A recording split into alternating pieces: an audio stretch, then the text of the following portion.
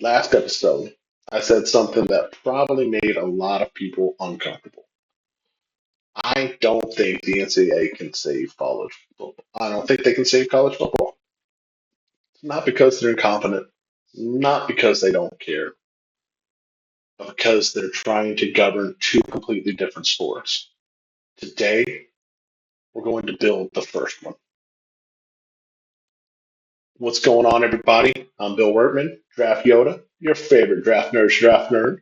Last episode, we talked about why college football is breaking apart. Today we're going to fix it. We're going to stop complaining. We're actually going to build something. We're not. We're going to show you exactly what I think the highest level of college football should look like. It's not 130 schools. It's not endless realignment. Not unlimited free agency. It's 40 teams, four conferences, one commissioner, one rule book, one mission to create the best version of college football possible. There's currently 130 something teams in college football Division One. To me, the Premier League should be 40. You're going to say why 40? And it's very simple because not everybody is trying to accomplish the same thing. When I say Ohio State, Texas, Alabama, Michigan, and Georgia, what comes to mind?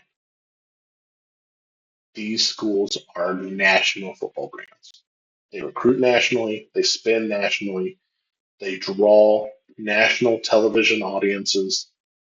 Meanwhile, schools like App State, Toledo, Louisiana, Georgia Southern, Coastal Carolina are trying to build great regional programs. And neither model is wrong, but forcing them together and to chase the same goal isn't working anymore.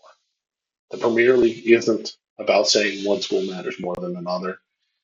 It's about putting schools with similar resources in the same ecosystem and letting them compete against similar schools.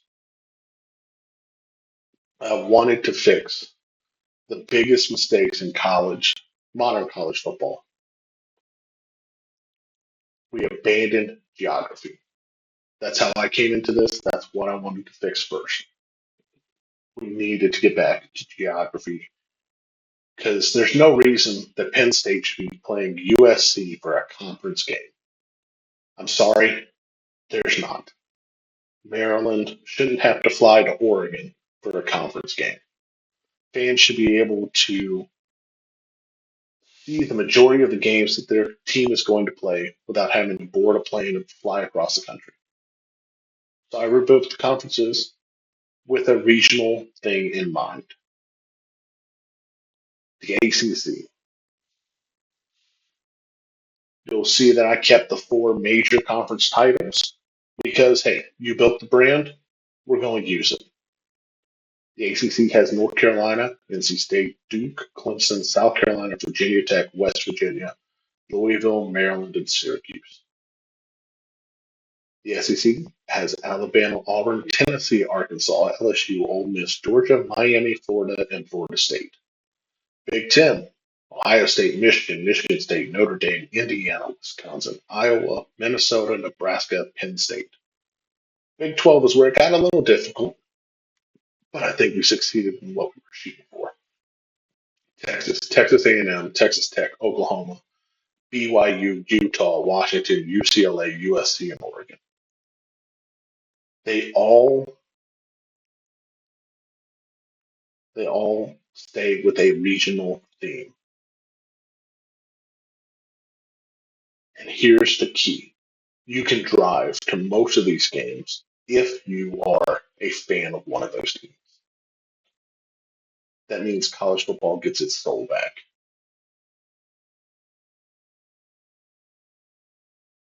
Easily, that fix right there saves a lot of problems.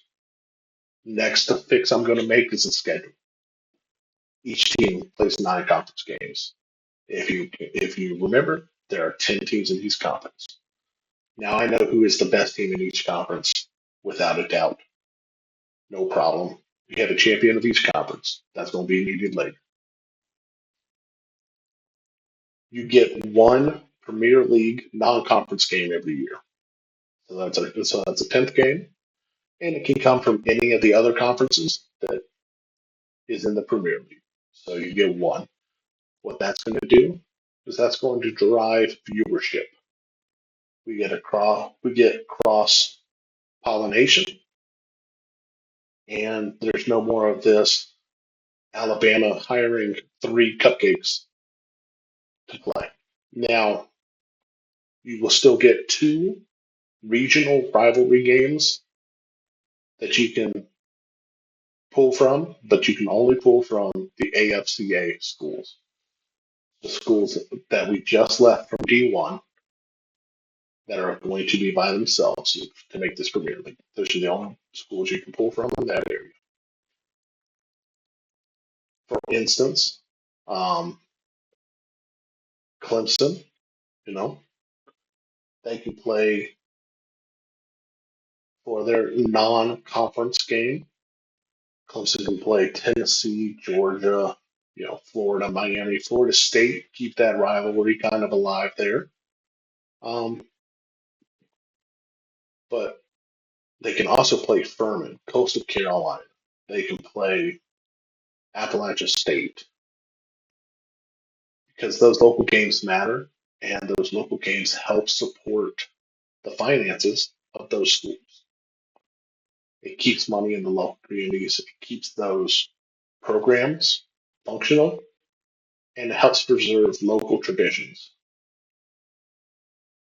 And let's be very real, it gives those schools, those smaller schools, a massive payday for doing it.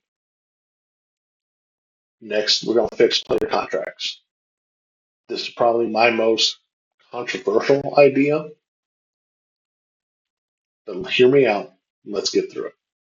Players coming out of high school sign a 3-year agreement with the school. Transfers sign a 2-year agreement. Now you're going to say that's 5 years. Yes, I understand. There is no more red shirt. You get 5 years eligibility. Now don't get mad. Hear me out. The transfer portal has become free agency. Roster building is impossible. Fans don't know who's staying. Coaches don't know who's leaving. Players deserve freedom. Schools deserve stability. This balances both. There are some exceptions to where you can leave out, you can break this contract if your head coach leaves, if your offensive coordinator leaves, your defensive coordinator leaves, or if you have a major family hardship. Otherwise, you honor your agreement. You get one transfer, you get one fresh start. It just makes this more like professional contracts and less like the Wild Wild West. Again, eligibility, there's no red shirts. You get 5 years maximum. There, obviously medical exemptions for ACL tears, stuff like that. But they will be handled independently, and they will be handled by a group of Premier League selected individuals. So it's not a conference decision; it is a league decision. Okay, makes it simple, makes it easy. No more 6-year seniors, no more 18-year-olds playing 26-year-olds. You get 5 years of playing. That's it. Probably my second most controversial statement that'll come out is the revenue sharing from this. And it might be the most important part to me, but 75% of the television revenue will enter a shared pool. Every Premier League school gets exactly 1/40th of that. That money funds their players' composition. Okay. So if let's make math really simple. Okay. Let's say that 70% of your television budget is, call it 800 million dollars. Make it something. $800 million, right? So if you get 1/40th of that, okay, so 800 million divided by 40 is 20 million. You got $20 million to put together a roster for college football. Hey, you know what that sounds like? College football today for the big schools. Exactly where you're at. But now you have a salary cap because competitive balance matters, is how the NFL works. Because so that Green Bay has a chance over, places like LA.